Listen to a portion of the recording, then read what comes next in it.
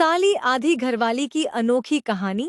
जीजा साली की मजेदार कहानी। सिमरन की छोटी बहन विभा माँ के होते हुए भी सिमरन के ही पीछे लगी रहती थी।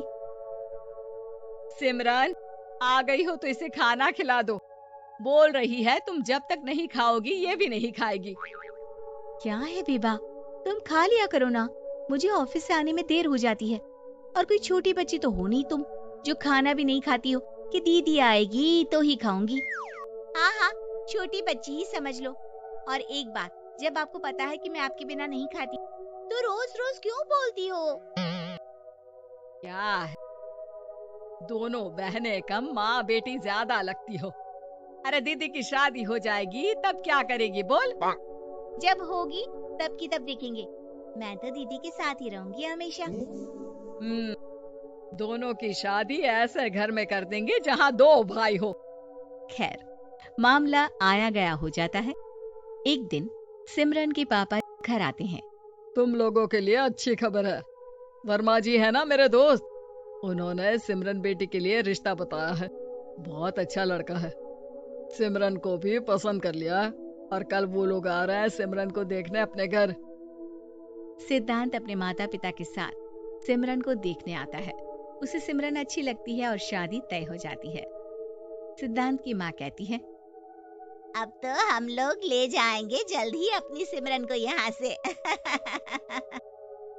अरे हाँ हाँ, क्यों नहीं, आपकी ही है अब तो हमारी बेटी। दूर खड़ी विभा सब सुन रही होती है। अब तो दीदी की शादी हो जाएगी, फिर तो वो चली जाएंगी। दीदी के बिना मैं कैसे रहूंगी? कुछ न कुछ तो करना ही होगा जिससे दीदी की शादी ही ना हो। सभी के जाने के बाद क्या शादी के बाद दीदी हम लोगों के साथ नहीं रहेंगी?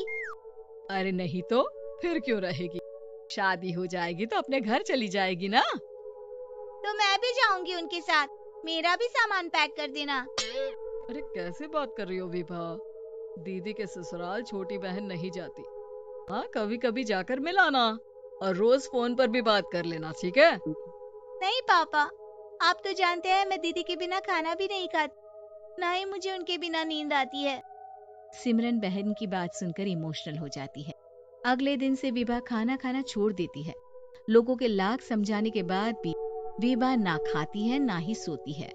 अंत में हार मानकर सिमरन सिद्धांत से मिलती है। सिद्धांत, मेरे मम्मी पापा ने बचपन से ही विभा और मुझे साथ रखा। वो मुझसे बहुत जुड़ी है। मुझे उसकी टेंशन रहेगी शादी के बाद, क्योंकि वो मेरे बिना नहीं रह सकती है। अरे ये तो छोटी सी बात है, वो हम लोगों के साथ हमारे घर में रह सकती है। जब उसकी अकल आ जाएगी या वो समझ जाएगी कि तुम्हारा घर वो नहीं बल्कि ये है, तो हम उसे घर छोड़ आएंगे, ठीक है? सिमरन खुश हो जाती है क्योंकि वो यही चाहती थी। वो माँ पिता से बात कर लेती है। अरे कैसी बात कर रही हो सिमरन, भला बेटी के ससुराल में हम छोटी बहन को कैसे भेज दे, जमाना क्या कहेगा? अरे तो पागल हो गया है, मना कर दे। इस शादी में इन लोगों का तो ये चलता ही रहेगा। कभी बहन यहाँ आ रही है, कभी वो बहन के पास जा रही है। अरे शादी हो रही है, कोई मजाक थोड़ी ना हो रहा है ना बाबा ना। माँ कैसी बात कर रही हो, सिमरन से मैं जुड़ाव महसूस कर रहा हूँ और इतनी सी बात के लिए इतनी अच्छी लड़की को कैसे छोड़ सकता हूँ? सिद्धांत की भी जिद होती है कि वो सिर्फ सिमरन से ही शादी करेगा, और होता भी वैसा ही है। सिद्धांत और सिमरन की शादी हो जाती है और दहेज में आ जाती है विभा। शादी के बाद बुआ सास कहती है, अरे माँ ना, साली आधी घर वाली होती है, लेकिन ये क्या, तुम तो उसे घर ही ले आए। तभी चाची, सिद्धांत को तो हम लोगों ने सीधा समझा था, लेकिन सबसे तेज तो यही निकला। अरे देखो कैसे दहेज तो नहीं लिया, लेकिन साली पर कब्जा कर लिया। सिद्धांत ने इस और तो सोचा ही नहीं था, लोग उन लोगों के बारे में ऐसी भी बात करेंगे। वो वहां से चला जाता है और चुपचाप अपने कमरे में लेट जाता है। क्या हुआ सिद्धांत, तुम अचानक से परेशान हो गए, कोई बात है क्या? अरे नहीं नहीं, वो थक गया था ना, शादी की सारी तैयारी और रस्मों के बीच, सोच रहा हूँ थोड़ा आराम कर लूं। हाँ ठीक है, आप लेट जाइए, मैं विभा का बेड लगा देती हूँ जमीन पर। क्या? वो यहाँ सोएगी? हाँ, बताया तो था कि उसे नींद नहीं आती मेरे बिना। तो तुम आराम से लेटो ऊपर, हम लोग नीचे बिछा लेते हैं। अरे नहीं नहीं, तुम दोनों आराम से लेटो ऊपर, मैं माँ पापा के रूम में जा रहा हूँ। सिद्धांत वहां से दूसरे कमरे में चला जाता है, जहाँ सिद्धांत के पिता उससे कहते हैं, क्या बात है बेटा, तू उस कमरे में क्यों नहीं सो रहा? बहू से लड़ाई हो गई है क्या शादी के पहले दिन ही? अब नहीं पापा, वो दोनों बहनों को बात करनी थी और मुझे नींद आ रही है, तो मैं यहाँ सोने चला आया।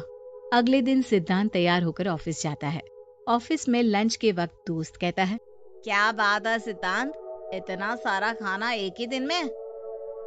हाँ यार, वो सिमरन को खाना बनाने का शौक है तो उसी ने बनाया है। यार हम लोगों की तो सिर्फ एक ही बीवी है, इसकी तो दो है ना। कैसी बात कर रहा है तू? अरे तू तो भाग्यशाली है जो बीवी के साथ साथ साली भी आ गई। अरे साली लोगों की तो आधी घरवाली होती है, तुझे तो पूरी की पूरी मिल गई। सिद्धांत का पारा अब 7वें आसमान में पहुंच जाता है। वो खड़ा होकर उस लड़के से लड़ने लगता है।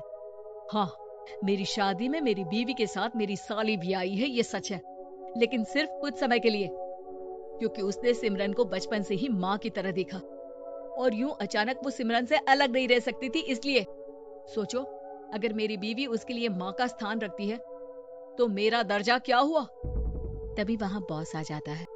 माफ करना सिद्धांत, यहाँ इस मेंटल लेवल के लोग हैं, जरूरी नहीं साली सिर्फ आधी घरवाली ही हो, कभी वो छोटी बहन तो कभी बेटी भी होती है।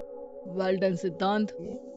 सिद्धांत को अब ऑफिस में कोई कुछ नहीं कहता, लेकिन आस पड़ोस का वो तो वही हाल रहता है। सिद्धांत ऑफिस से घर की ओर आ रहा होता है कि रास्ते में उसे अपनी कॉलोनी का दोस्त मिल जाता है। क्या बात है, चेहरे की चमक बता रही है, शादी से बड़ा खुश है तू, क्यों? हाँ यार, अच्छी लड़की और अच्छा परिवार मिलना कहाँ होता है जल्दी आजकल। यार हमें भी दिला देना ऐसा परिवार जहाँ एक के साथ एक फ्री की स्कीम चल रही हो। सिद्धांत को फिर गुस्सा आ जाता है। वो दोस्त को मारने के लिए हाथ उठाता ही है कि वहाँ विभा आ जाती। अरे जीजू रहने दीजिए ना, ये लोग नहीं समझेंगे कि इंसानियत क्या होती है। ये सच है कि दीदी से कैसे दूर रहना ये मुझे पता नहीं था। आपने मुझे दीदी के पास रहने का मौका देकर ये समझने का मौका दिया कि लड़की का असली घर उसका ससुराल होता है। मैं समझ चुकी हूँ, मैं जा रही हूँ जीजू, लेकिन मैं खुश हूँ कि आपने मुझे अपनी छोटी बहन समझा। सभी उन लोगों को देखकर ताली बजाने लगते हैं। विभा अपने घर चली जाती है और सिद्धांत खुशी खुशी सिमरन के साथ रहने लगता है।